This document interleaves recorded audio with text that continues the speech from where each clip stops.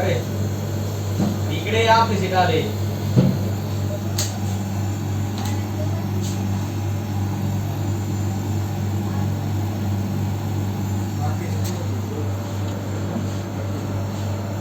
बघितलं नाही